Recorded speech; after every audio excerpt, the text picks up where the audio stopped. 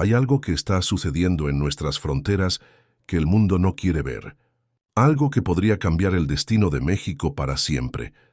Y yo he estado ahí. He visto lo que otros prefieren ignorar. He documentado lo que muchos consideran imposible, pero que hoy se está convirtiendo en una realidad más cruda y peligrosa de lo que jamás imaginamos. Mi nombre es Samuel Ortega. Tengo 45 años y durante los últimos 20 he dedicado mi vida a estudiar y reportar sobre las tensiones geopolíticas que definen el destino de nuestra nación. Pero nunca, en todas mis décadas de trabajo en zonas de conflicto, había presenciado algo tan complejo y perturbador como lo que está ocurriendo ahora mismo en 2025, donde las fronteras de México se han convertido en el epicentro de una crisis que involucra no solo a Estados Unidos, sino a múltiples naciones que parecen haber coordinado una estrategia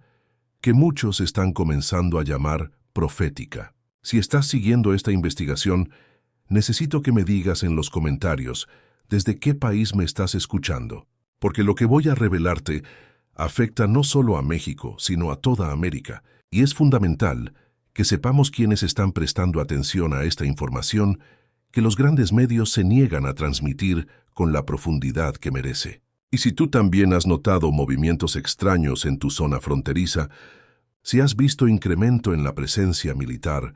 o cambios en las políticas migratorias que no tienen explicación lógica, comparte en los comentarios el número 2025 porque lo que está sucediendo tiene patrones que se repiten en múltiples puntos de nuestro territorio y solo unidos podremos entender la magnitud real de lo que enfrentamos. Todo comenzó a principios de este año, cuando empecé a recibir informes contradictorios desde diferentes sectores de la frontera norte. Reportes que hablaban de reuniones secretas entre funcionarios de varios países, no solo estadounidenses, sino también canadienses, y algo que me llamó profundamente la atención, representantes de naciones que tradicionalmente no tenían injerencia directa en asuntos fronterizos mexicanos, países europeos, asiáticos e incluso algunas naciones latinoamericanas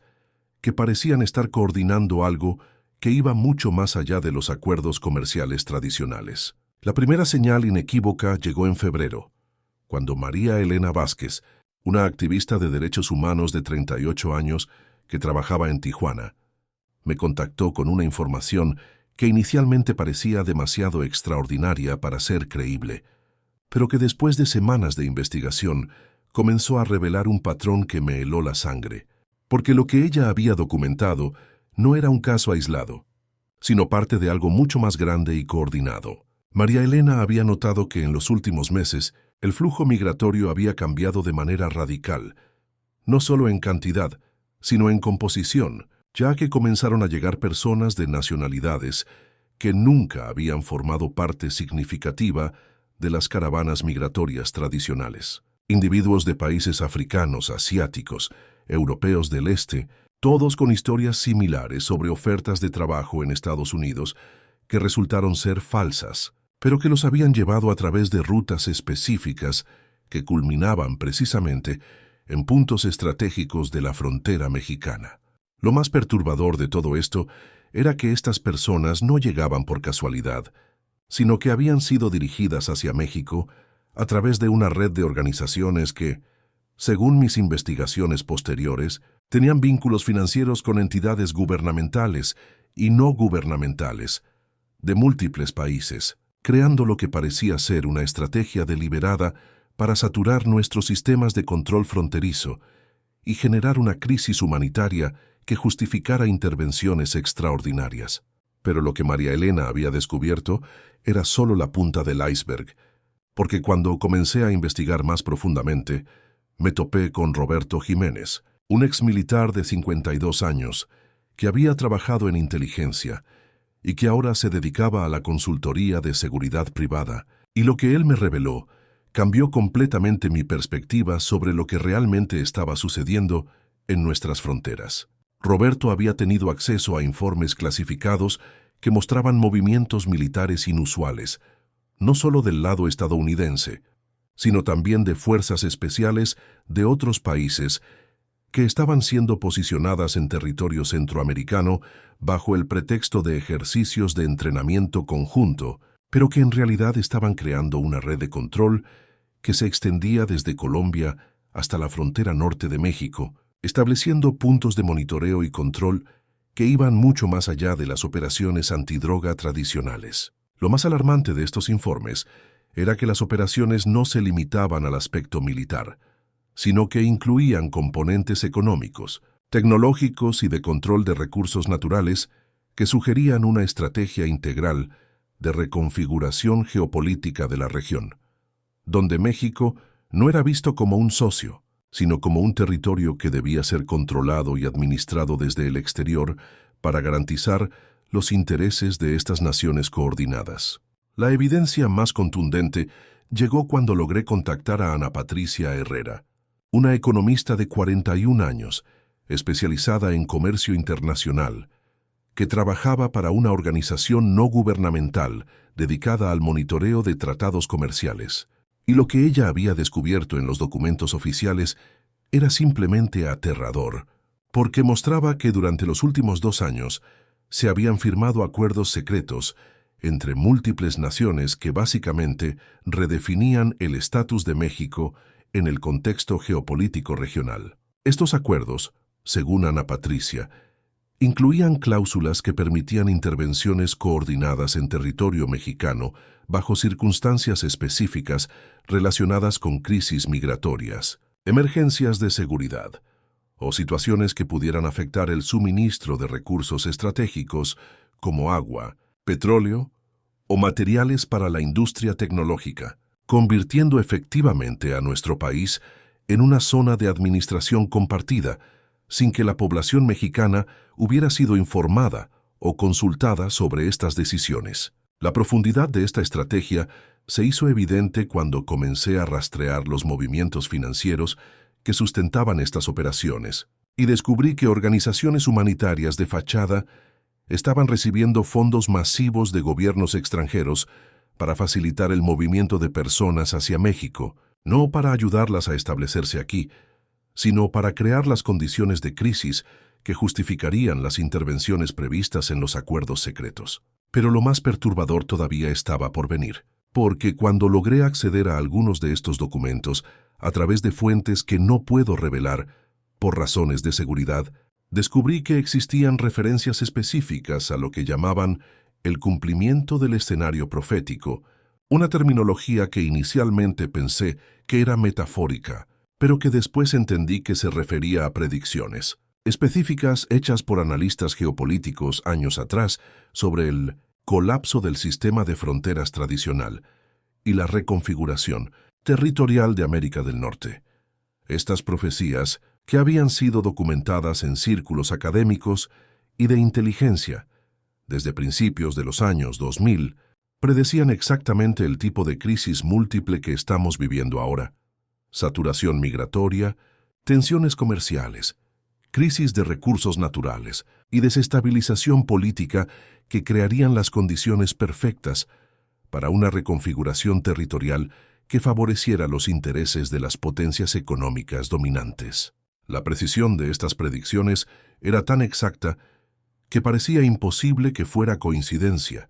y cuando comencé a investigar quiénes habían hecho estas profecías, descubrí que muchos de los autores ahora ocupaban posiciones clave en los gobiernos y organizaciones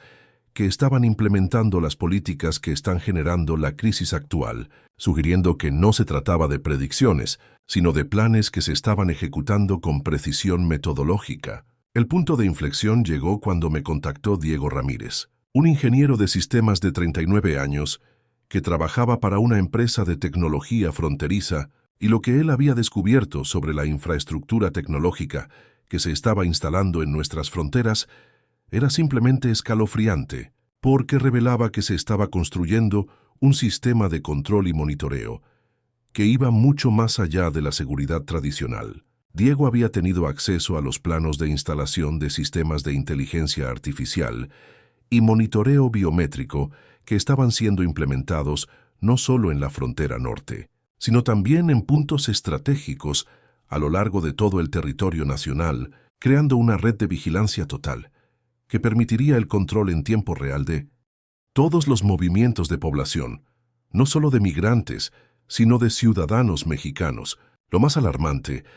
era que estos sistemas no estaban siendo controlados por autoridades mexicanas, sino que estaban conectados directamente a centros de comando en el extranjero, lo que significaba que países extranjeros tendrían acceso inmediato y total a información sobre todos los ciudadanos mexicanos, sus movimientos, sus actividades y sus comunicaciones, convirtiendo efectivamente a México en un territorio bajo vigilancia extranjera permanente. La tecnología que se estaba instalando incluía sistemas de reconocimiento facial, monitoreo de comunicaciones, rastreo de movimientos financieros y análisis predictivo de comportamiento que permitirían no solo monitorear, sino predecir y controlar las acciones de la población, creando las condiciones para un control social total que superaba cualquier cosa que hubiera existido en la historia de nuestro país. Pero cuando intenté publicar esta información a través de los canales tradicionales de comunicación, me enfrenté a una resistencia sistemática que confirmó mis peores sospechas. Porque no solo los grandes medios se negaban a publicar la información, sino que recibía presiones directas para que abandonara la investigación, presiones que venían tanto de fuentes nacionales como extranjeras, sugiriendo que existía una coordinación internacional para mantener esta información fuera del conocimiento público. La confirmación final llegó cuando Esperanza Morales, una abogada especializada en derechos humanos de 43 años, que trabajaba en casos de desapariciones forzadas en la frontera, me proporcionó documentos que mostraban que las desapariciones no eran aleatorias, sino que seguían patrones específicos relacionados con personas que habían comenzado a hacer preguntas sobre los cambios que estaban observando en sus comunidades fronterizas. Esperanza había documentado más de 200 casos de personas que habían desaparecido después de reportar actividades extrañas en zonas fronterizas, personas que habían visto movimientos militares no autorizados, instalación de equipos tecnológicos sin explicación, o reuniones entre funcionarios extranjeros y autoridades locales que se realizaban en secreto y sin transparencia hacia las comunidades afectadas. Lo que más me impactó de los casos documentados por Esperanza era que las desapariciones no se limitaban a activistas o periodistas, sino que incluían a ciudadanos comunes que simplemente habían estado en el lugar equivocado, en el momento equivocado, gente que había visto cosas que no debía haber visto y que habían sido silenciados de manera sistemática y coordinada. La evidencia sugería que existía una operación de limpieza de testigos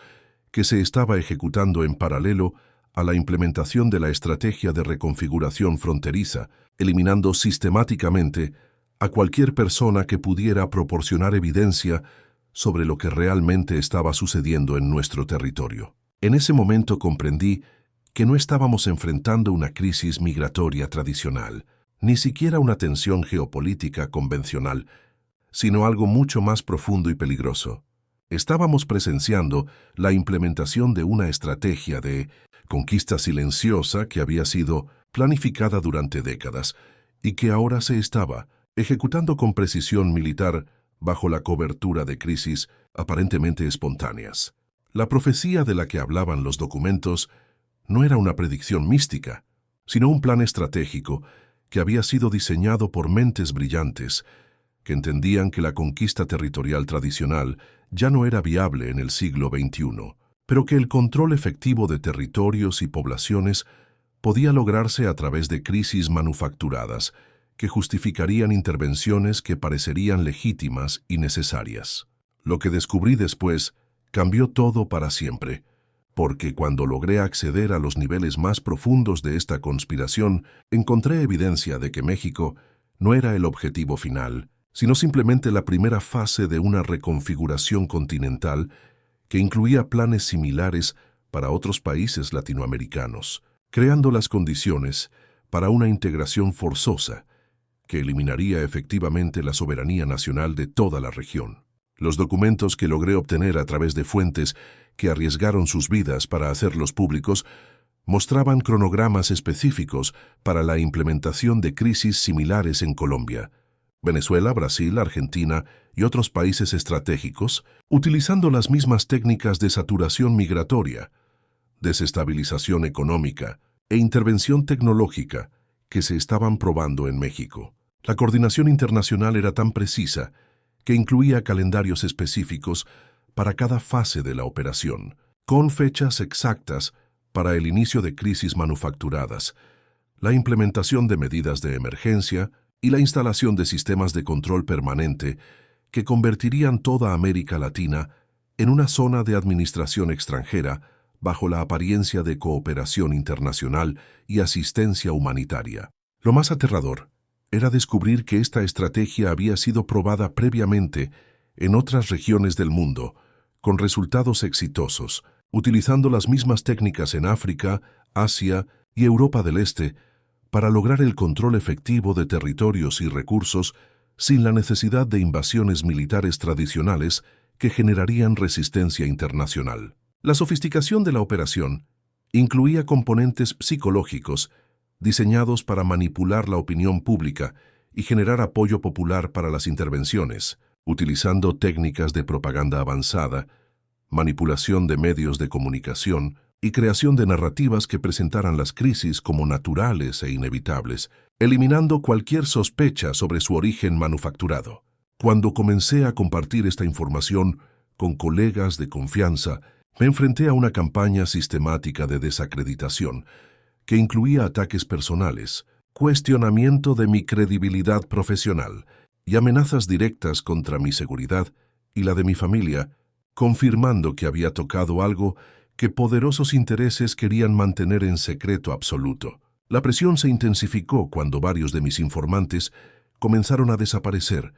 o a retractarse de sus declaraciones bajo circunstancias que claramente indicaban coerción. Y cuando intenté buscar protección a través de organizaciones internacionales de derechos humanos, descubrí que muchas de estas organizaciones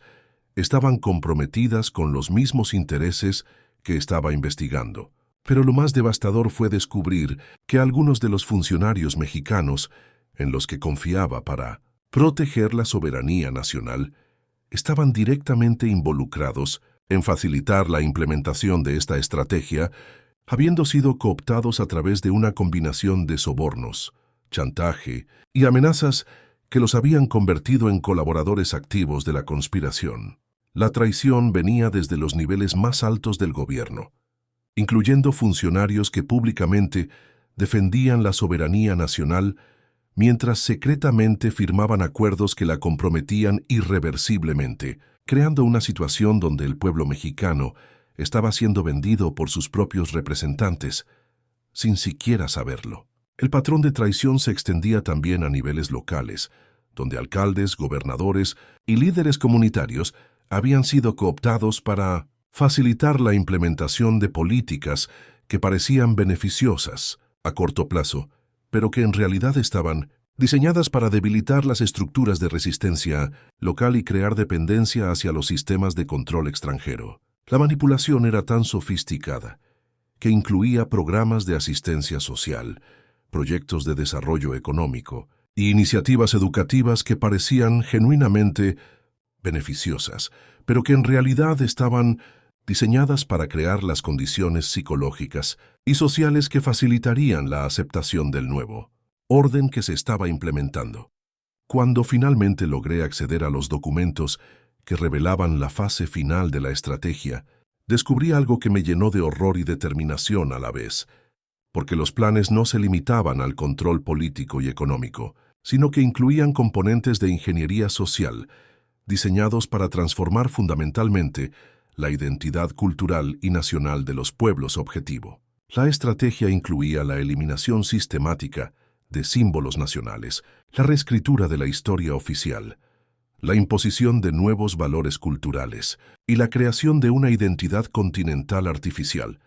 que reemplazaría las identidades nacionales tradicionales, convirtiendo a los ciudadanos mexicanos en ciudadanos de una entidad supranacional controlada desde el exterior. Los planes eran tan detallados que incluían cronogramas específicos para la modificación de programas educativos, la transformación de celebraciones tradicionales, la reconfiguración de símbolos patrios y la implementación de nuevas narrativas históricas que presentarían la integración forzosa como un proceso natural y beneficioso. La precisión de estos planes revelaba que habían sido desarrollados durante décadas por equipos multidisciplinarios que incluían psicólogos, sociólogos, antropólogos, economistas y expertos en comunicación que habían estudiado meticulosamente las características específicas de la sociedad mexicana para diseñar estrategias de transformación que serían efectivas y duraderas. Lo que más me perturbó fue descubrir que la resistencia popular había sido anticipada y que existían planes específicos para neutralizarla, incluyendo estrategias de división social, creación de conflictos internos y eliminación selectiva de líderes potenciales que pudieran organizar movimientos de resistencia efectivos. La sofisticación de las contramedidas incluía técnicas de guerra psicológica diseñadas para crear confusión, desesperanza y división entre la población, utilizando medios de comunicación controlados, redes sociales manipuladas y agentes provocadores infiltrados para generar conflictos que debilitarían cualquier movimiento de resistencia organizada. En ese momento me di cuenta de que mi investigación había revelado algo que iba mucho más allá de una conspiración política tradicional. Era la evidencia de una operación de conquista total que utilizaba técnicas de guerra de cuarta generación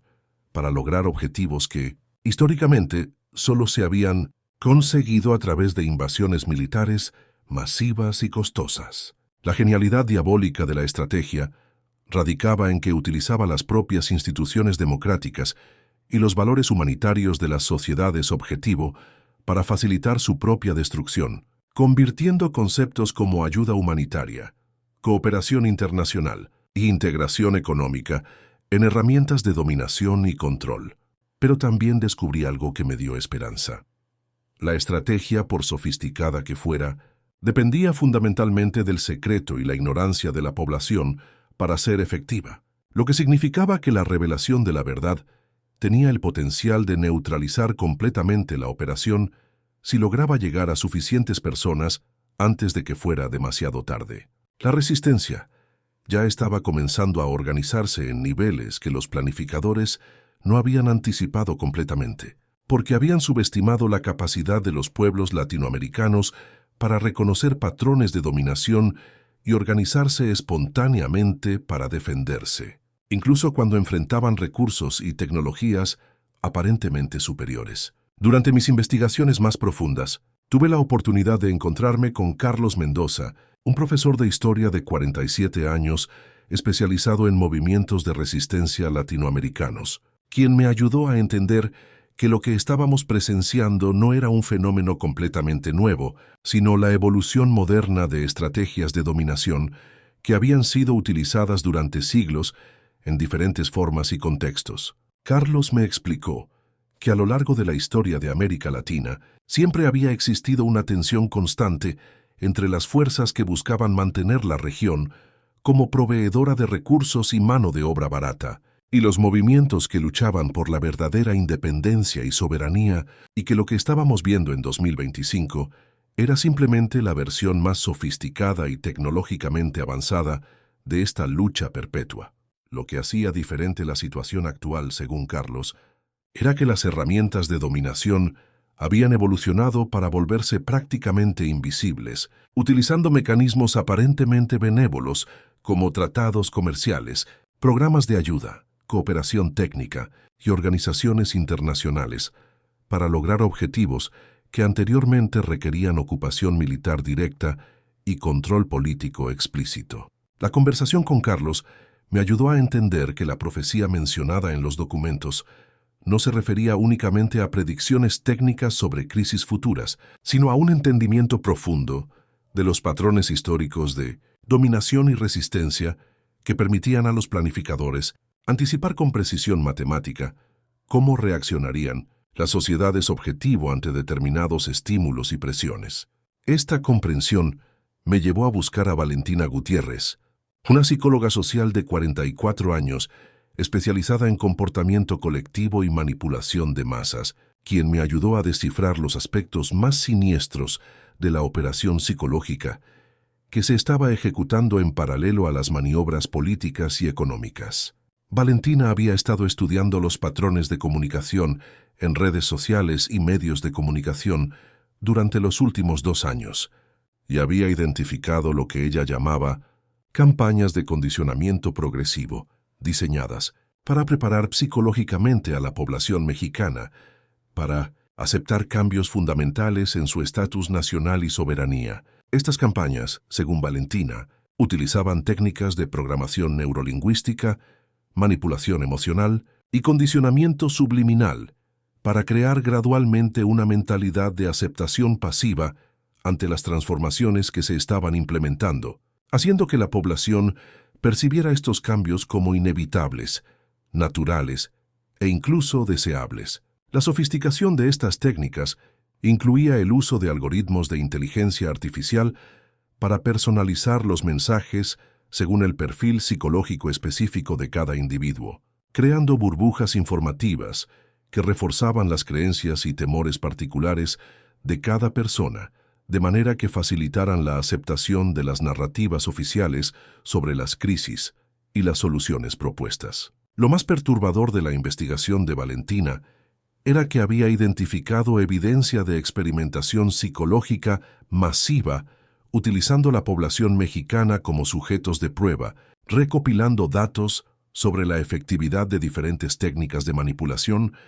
que posteriormente serían utilizadas en otros países de la región como parte de la estrategia continental. Cuando compartí con Valentina los documentos sobre los planes de ingeniería social, ella confirmó que lo que había descubierto era consistente con teorías avanzadas de control poblacional que habían sido desarrolladas en laboratorios de guerra psicológica de potencias mundiales y que México estaba siendo utilizado como un campo de pruebas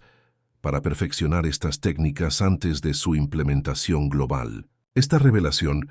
me llevó a buscar información sobre la dimensión tecnológica más profunda de la operación, y fue así como conocí a Alejandro Torres, un experto en ciberseguridad de 42 años que había trabajado para agencias gubernamentales y que había comenzado a notar patrones extraños en la infraestructura digital nacional. Alejandro me reveló que durante los últimos 3 años se había instalado secretamente una red de monitoreo digital que penetraba todos los aspectos de la comunicación electrónica en México, desde llamadas telefónicas hasta transacciones bancarias, mensajes de texto, correos electrónicos y actividad en redes sociales, creando un sistema de vigilancia total que superaba incluso las capacidades de los regímenes más autoritarios del mundo. Lo más alarmante era que esta red no estaba siendo operada por autoridades mexicanas, sino por una combinación de agencias de inteligencia extranjeras y corporaciones tecnológicas multinacionales que habían establecido centros de procesamiento de datos en territorio mexicano, bajo acuerdos comerciales aparentemente legítimos. La capacidad de procesamiento de información era tan avanzada que permitía no solo monitorear las comunicaciones en tiempo real, sino también predecir comportamientos futuros, identificar líderes potenciales de resistencia,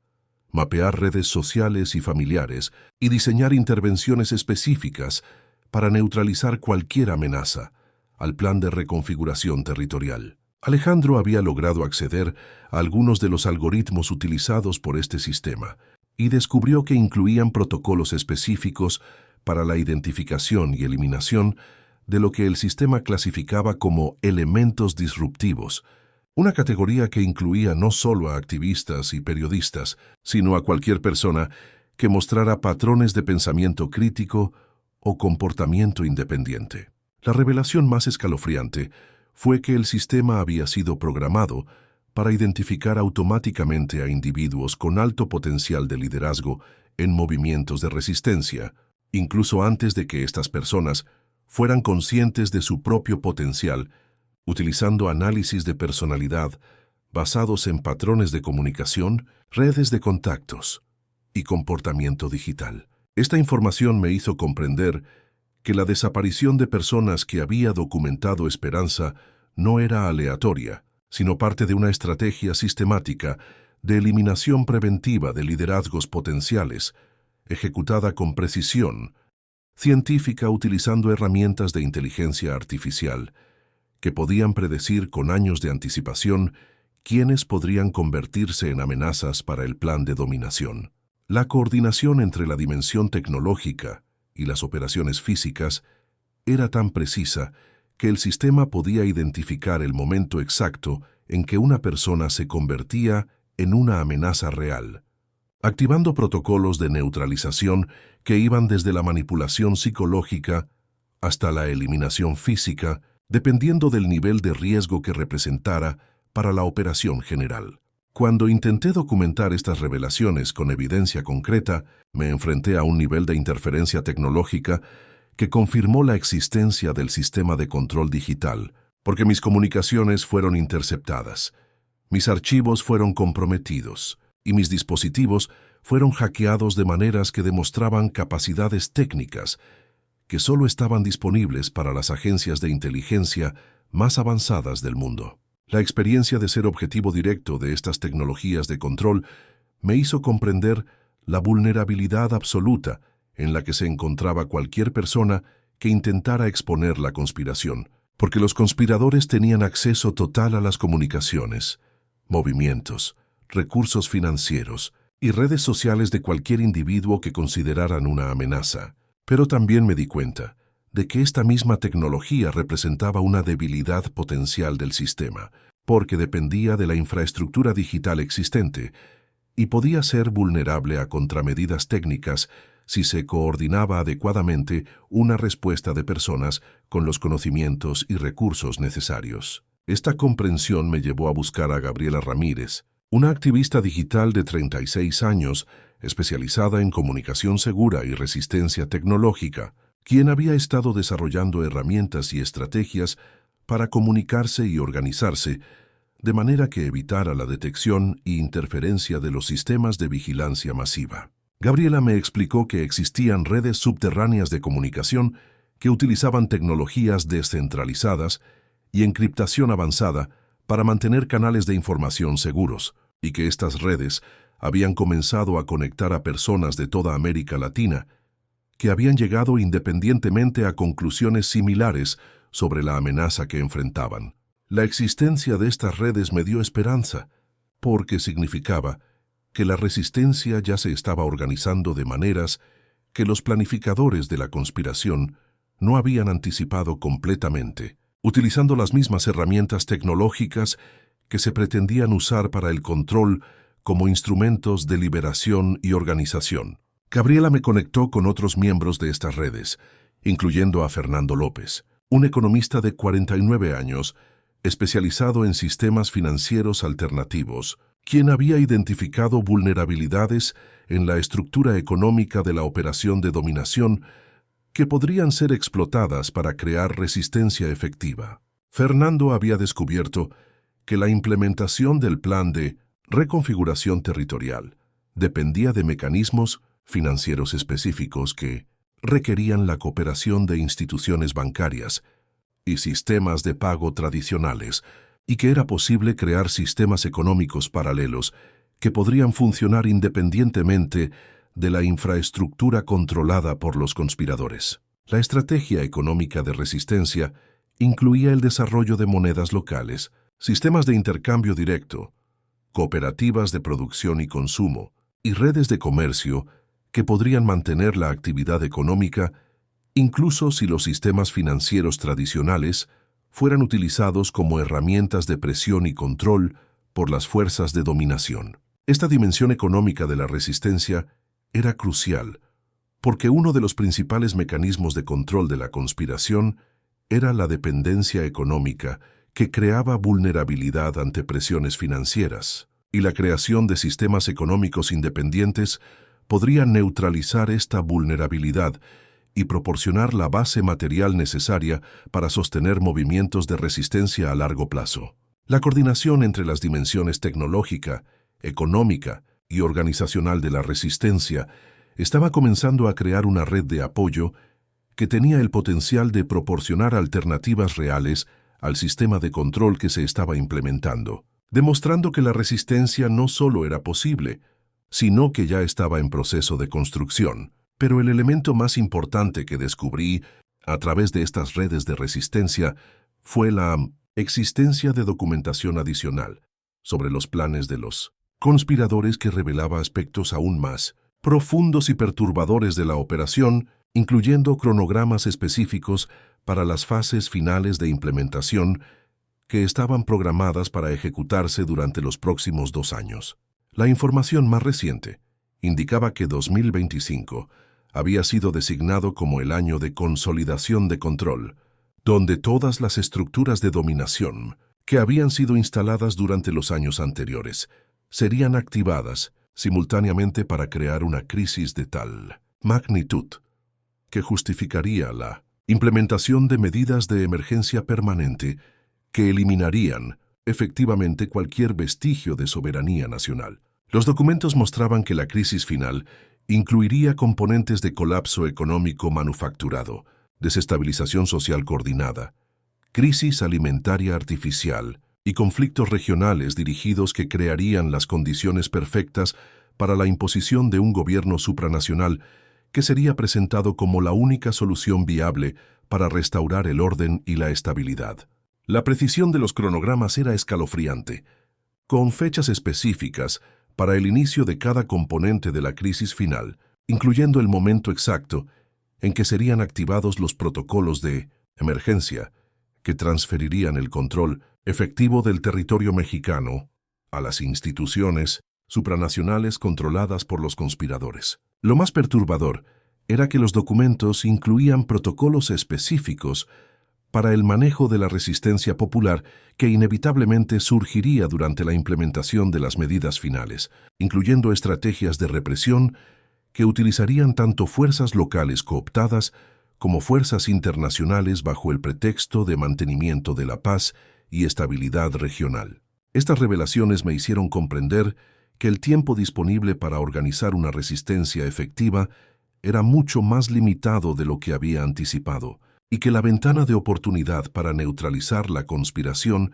se estaba cerrando rápidamente, requiriendo acciones inmediatas y coordinadas para tener alguna posibilidad de éxito. La urgencia de la situación me llevó a tomar la decisión de hacer pública toda esta información a pesar de los riesgos personales que esto implicaba, porque me di cuenta de que el silencio y la inacción en este momento serían equivalentes a colaborar con la destrucción de la soberanía nacional y la libertad de nuestro pueblo. Lo más esperanzador era descubrir que existían redes de resistencia que se estaban formando no solo en México, sino en toda América Latina, conectando a personas que habían llegado independientemente a conclusiones similares sobre lo que estaba sucediendo y que estaban comenzando a coordinar esfuerzos para exponer y neutralizar la conspiración. Estas redes incluían periodistas, académicos, militares retirados, funcionarios honestos, líderes comunitarios y ciudadanos comunes que habían decidido arriesgar todo para defender la soberanía de sus naciones, creando una resistencia multidisciplinaria que tenía el potencial de ser mucho más efectiva que cualquier movimiento de resistencia tradicional. La clave estaba en la información y la comunicación, porque una vez que suficientes personas entendieran la verdad sobre lo que estaba sucediendo, la estrategia de conquista silenciosa se volvería imposible de mantener, y los conspiradores se verían obligados a recurrir a métodos más directos y evidentes que generarían la resistencia masiva que habían tratado de evitar. Por eso es fundamental que esta información llegue al mayor número de personas posible, porque cada persona que entiende la verdad se convierte en un nodo de resistencia que puede informar a otros y contribuir a crear la masa crítica necesaria para neutralizar esta amenaza antes de que sea demasiado tarde. Si has llegado hasta aquí, si has escuchado toda esta información, tienes una responsabilidad histórica de compartirla con otros, de verificarla por ti mismo y de contribuir a crear la red de conciencia que puede salvar no solo a México, sino a toda América Latina, de convertirse en un territorio controlado por intereses extranjeros. La profecía de la que hablaban los documentos se está cumpliendo exactamente como fue planeada, pero las profecías solo se cumplen cuando la gente permite que se cumplan, y nosotros todavía tenemos el poder de escribir un final diferente si actuamos ahora, si nos informamos, si nos organizamos y si nos negamos a permitir que nuestra soberanía sea vendida en secreto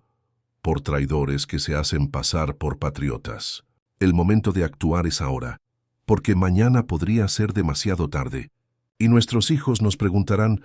¿por qué no hicimos nada cuando todavía era posible salvar el futuro de nuestra nación y de nuestro continente? La frontera en tensión de 2025 no es el final de nuestra historia, sino el comienzo de nuestra resistencia, si tenemos el valor de enfrentar la verdad y actuar en consecuencia.